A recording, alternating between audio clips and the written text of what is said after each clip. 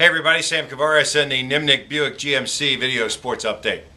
Signing day was a giant success if you could go by all the smiles that were out there. It seemed like we were at just about every high school in North Florida and South Georgia, and there were more people not only signing, students signing, but in the audience, parents, relatives, friends, other students.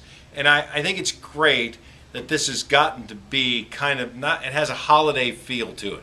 I'm sure in Duval County it felt like a big holiday because it was an early release day, and a big part of the morning in many schools was this assembly for signing day. But it's become a celebration of what so many of these kids have accomplished throughout high school and the opportunity to go on and play in college. But more importantly, in the years that I've covered this, which is more than I care to count, it's fascinating to me how many of these young men and women, boys and girls if you like, are going to have the opportunity to go to college from families that many of them would never have had the opportunity. Nobody in their family's ever gone to school. Certainly nobody's ever graduated. Nobody's ever been to college. And the opportunity to go to college, to get an education, means so much to so many of these people. While they want to fulfill their athletic dream, the opportunity, obviously, to get a college education also looms very large in their lives and has for a long time, and that's one of the reasons so many of them have stuck to that, gone the straight and narrow, and wanted to be a part of some program somewhere. So congratulations not only to the kids who have accomplished that, but to the people who are looking to recognize that. I think that's important, and it really has become such a fun day, and a fun day for us to cover as well. 2 days prior to that, on Tuesday, the Jaguars had an announcement that they're raising ticket prices just slightly. They talked about their international game, obviously in London, coming up in October against the 49ers.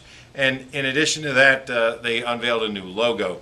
Like it, don't like it, according to most polls, people like it about 2 to 1 better than the old one. It is more authentic.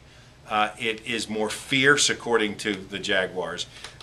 A lot of people think it looks a little more feminine, but then again, if you make it more authentic, it's going to look more feminine because that's what a Jaguar actually looks like. We'll have to see what it looks like on a uniform. I mean, we just saw it in a flat page. They also came up with that badge that says Jags and talked about the military connection that Jacksonville has. I thought it was fascinating that for the first 2 years, we were instructed back in '95 and '96 not to call them the Jags, that was verboten. No calling them the Jags, but now it's something that they have said, look, it's part of the lexicon of the fan base, and they are embracing that. It was also a day that they talked about these giant scoreboards they want to put up. The question obviously is who's going to pay for those.